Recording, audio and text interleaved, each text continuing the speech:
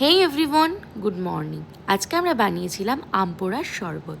আর হ্যাঁ, আম পোড়ার শরবত বানাতে গেলে ফার্স্টেই কিন্তু লাগবে কাঁচা আম।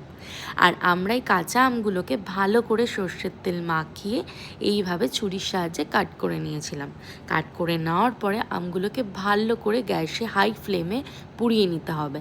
এমন করেই পোড়াতে হবে যাতে আমগুলো ভালো করে ভেতর থেকে নরম হয়। দেন সেই পোড়া আমগুলো একটু ঠান্ডা জলে চুবিয়ে একটু ভালো করে ঠান্ডা করে নিয়ে খোলাগুলো ছাড়িয়ে দেন আমগুলো একটু থেকে স্টকটা বার করে নিতে হবে।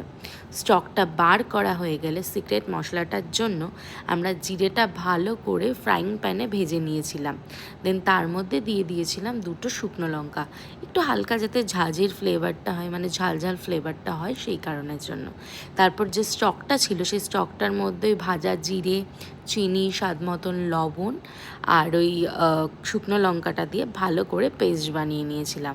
আমাদের পেস্টটা হয়ে গেলে সেই পেস্টটা ভালো করে আমরা ছেঁকে নিয়েছিলাম যাতে একটুও মুখে দানা দানা না পড়ে।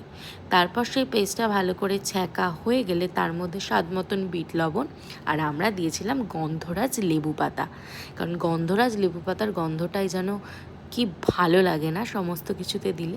দেন ভালো করে ডালের কাঁটা দিয়ে সেটাকে নেড়ে তার মধ্যে দিয়েছিলাম হালকা ঠান্ডা জল, কারণ ওরকম স্টক দিয়ে তো আর আম পোড়া শরবত খাওয়া যাবে না।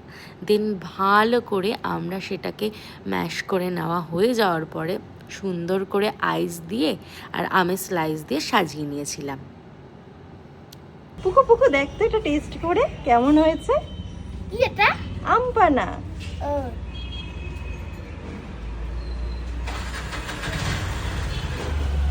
দা